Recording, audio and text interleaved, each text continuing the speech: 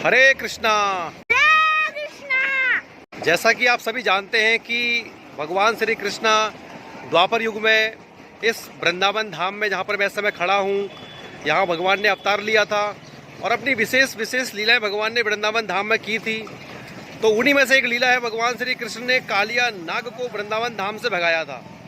तो जहाँ पर मैं खड़ा हूँ यह वही जगह है जहाँ से भगवान ने उस कालिया नाग के फन पे नाच किया था और उस कालिया नाग को भगवान ने वृंदावन धाम से भगाया था। तो मेरे पीछे वो जगह है, यहाँ बोर्ड लगा है, नोटिस बोर्ड। दर्शन करिए और दर्शन का आनंद लीजिए। हमारे साथ हमारे प्रभु जी हमको मिले हैं, अभी वृंदावन धाम के ब्रजवासी हैं, वो बताएंगे आपको। प्रभु जी ये कौन सी जगह है? ये कालीदह है। यहाँ पर लीला जो हुई थी वो क्या थी? पुराना कालीदह है, कदम पे चढ़े हैं ठाकुर जी और कदम पे चढ़ के या कालिया नाग को मारा है। यहीं पे मारा है? यहीं पे मारा, यहीं से भगाया है? यहीं से भगाया है। जैत गाँव में है अभी। जैत गांव से उसने मुड़ के देखा तो वहीं पे पीड़ा हो गया, वहीं पत्थर का हो गया। उनको कह दिया था ठाकुर जी ने मुड़ के नहीं देखना है, सीधे चलना है। वही पत्थर का हो गया, वहीं पत्थर का हो गया। वो जैत में है। तो बताते हैं कि यहाँ पर जहाँ से भगवान नीचे कूदे थे वो पेड़ अभी भी है? अभी है, ये रहा सामने। चलो दर्शन करते हैं उसका। तो आप पेड़ का दर्शन करो। अंदर मंदिर भी दिखाता हूँ सबको मैं और पेड़ भी दिखाता हूँ वहाँ जहाँ से भगवान कूदे थे। ठीक है प्रभु, धन्यवाद आपका। जय हो, हरि बोल। हमारे साथ हमारे एक गोलोक सदस्य हैं, बोल दो हरे कृष्णा। ये लिखा है देखो, प्राचीन कालीदह मंदिर। यहीं से भगवान श्री कृष्ण जो है कालिया नाग के फन पे नृत्य किए थे और यहीं से कालिया नाग को उन्होंने भगाया था और बोला था कि वृंदावन धाम कभी लौट के नहीं आना है। लेकिन वह मूर्ख कालिया नाग यहाँ से गया तो सही, लेकिन जब वृंदावन धाम के बॉर्डर पे वो पहुंचा तो वहाँ से उसने एक बार वृंदावन धाम में जरूर देखा लौटकर। वहाँ लौट के देखना ही उसके लिए दुर्भाग्य हो गया, वहीं पत्थर का बन गया हो। इस प्राचीनतम ऐतिहासिक स्थल के संबंध में यह किंवदंती है कि श्री कृष्ण ने यहाँ पर अत्यंत विशालकाय एक विषैले कालिया नाग को नाथा था, अर्थात उसको अपने वश में किया था। और यहाँ कालिया नाग से आतंकित जो लोग थे, जो कि कालिया नाग ने अकारण ही उनको सताया हुआ था। तो अत्यंत धार्मिक और सामाजिक भावना की दृष्टि से यह अत्यंत महत्वपूर्ण स्थल है। श्री कृष्ण भगवान द्वारा कालिया मर्दन के रूप में दर्शित यह जो स्थल है, यह सामान्य व्यक्तियों के लिए समझना बहुत जरूरी है कि यह पर्यावरण की शुद्धि का भी एक प्रतीक जो भगवान ने लीला की है, इसको भी हम एक तरह से समझ सकते हैं कि स्वच्छ भारत या स्वच्छ हमारा संसार, कि यहाँ पर गंदगी नहीं फैलानी है और किसी को जो है सताना नहीं है, किसी को आतंकित नहीं करना है, बिल्कुल आनंद में रहना है, आनंद में ही लोगों को रखना है। तो दर्शन करते हैं, आगे बढ़ते हैं। चलें गोलोक। देखो गोलोक तो हमारे कालिया नाग बन गए। प्राचीन कालीदह मंदिर गेट पे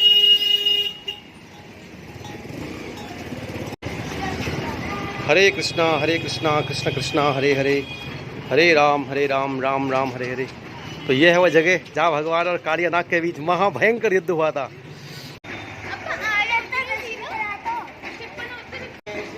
तो यहाँ पर जो है कालिया नाग का मूर्ति बना है, उसके ऊपर भगवान श्री कृष्ण नाच कर रहे हैं। तो इस हिसाब से लगता है कि यहीं पर भगवान श्री कृष्ण ने कालिया नाग के साथ महाभयंकर ऐतिहासिक युद्ध किया होगा। साथ में 4 कालिया नाग की पत्नियां भी हैं जो भगवान से माफ़ी मांगते हुए कहती हैं कि प्रभु स्वामी आप हमारे पति को छोड़ दीजिए। जय हो, बाबा जी साधना कर रहे हैं यहाँ पर। अब राधे राधे। और ये है यहाँ पर हनुमान जी की सेना, हनुमान जी की फौज कर रही मौज। जय हो। यह विशाल जो वृक्ष है मनोकामनाओं को सिद्ध करने वाला केली कदम्ब का पेड़ है। इस पर लिखा है, यह कोई सामान्य बात नहीं है, लोगों के अनुभव है यहाँ पर और अनुभव के आधार पर लिखा गया है। और यहाँ पर भी एक कालिया नाग बना है, इसका भी आप दर्शन कर लो। और यहाँ पर आसपास में अगर आपको रुकना है, स्टे करना है, तो धर्मशाला भी पास में ही है, जिसका आप जो है नंबर इसमें से ले सकते हो। मैं आपको थोड़ा नज़दीक से दिखाता हूँ। इसमें अगर नंबर आ रहा है तो आप ले लीजिए और नहीं आ रहा तो मुझे फ़ोन कीजिए। ये देखो मनोकामना सिद्धि के लिए यहाँ पर लोग अपना तरफ से जो है बांटते हैं, जिससे कि मनोकामनाओं की सिद्धि हो और कुछ कल्याण हो सभी का, क्योंकि सभी के जीवन में कुछ ना कुछ आवश्यकताएं हैं और कुछ ना कुछ समस्याएं हैं, उन्हीं की पूर्ति के लिए लोग यहाँ पर आते हैं और इस तरह से अपनी मनोकामना के लिए ये कपड़ा बांध के जाते हैं। तो यहाँ पर जो है हज़ारों की संख्या में कपड़े बांधे गए हैं मनोकामना पूर्ति के लिए, भगवान श्री कृष्ण की पावन भूमि से, श्री वृंदावन धाम से। ये वो वृक्ष है जिससे भगवान जमुना जी में कूदे थे। यहाँ कहीं आसपास पे पूरा खुला मैदान था, वो जगह जहाँ भगवान श्री कृष्ण अपने सखाओं के साथ श्रीरामा, मधुमंगल, सुबल सखा, मधुसखा, धनसुखा, मनसुखा इत्यादि जितने उनके मित्र थे उनके साथ खेल रहे थे, और यहीं से भगवान ने एक छक्का मारा और बॉल फेंक दी जमुना जी में। तो उसके बाद मित्रों ने उनको बोला कि कन्हैया तुमने हमारी बॉल जमुना जी में डाल दी, अब हमारी बॉल तुमको ही लानी पड़ेगी, क्योंकि जिसने फेंकी वही लाएगा। तो मित्र कहते हैं कि नहीं ऐसा मत बोलो, इसमें तो कालिया नाग है और बड़ा विषैला है, उसके जहर से तो लोग मर जाते हैं, कन्हैया को मत भेजो, इसको बेचारा मर जाएगा। नहीं, लेकिन कुछ मित्र बड़े हटीले थे, वो कहते हैं नहीं, कन्हैया से बोलो कि वो हमारी गेंद लेकर आए, चाहे कुछ भी हो, हमें अपनी गेंद चाहिए। तो कन्हैया को तो लीला करनी थी, बहाना चाहिए था। तो उसके बाद जो है कन्हैया इस जगह पर आते हैं, और ये सामने आप टहनी देख रहे हो, ये है वो टहनी, इस पर भगवान चढ़े हैं, और ये काफ़ी आगे तक जाती है, जो कि उस समय जमुना जी बहती थी यहाँ पर नीचे। तो यहाँ से भगवान जो है टहनी से कूदे हैं नीचे, और वहीं से भगवान जो है काफ़ी गहराई में नीचे जाकर, जहाँ उनकी भेंट हुई है कालिया नाग से, और वह महाभयंकर युद्ध हुआ है, काफ़ी लंबे समय युद्ध चला। और यहीं पर ग्रामीण लोग आकर यहाँ पर बताते हैं बेहोश हो गए थे, काफ़ी लंबे समय तक शाम तक पड़े रहे बेहोशी की हालत में, क्योंकि उनको लगा कि कन्हैया अब नहीं बचेगा। एक सुंदर सी राजधानी दिखाओ। कहाँ पर है? काम करता है ये वाली। अच्छा ये हैं, लेकिन इनको रहने दो, क्योंकि ये थोड़ी खंडित सी है ना, रहने दो, अभी कोई बात नहीं, आप आ जाओ। तो ये वो जगह यहाँ पर है। सारे के सारे जब ब्रजवासी बेहोश हो गए थे, उसके बाद जो है थोड़ी ही देर में भगवान ने अपने भक्तों के कष्ट को समझते हुए, भगवान अपने ज़्यादा भक्तों को कष्ट देते नहीं, तो उसको समझते हुए भगवान तुरंत जो है कालिया नाग के फन पर खड़े होकर बाहर निकल गए।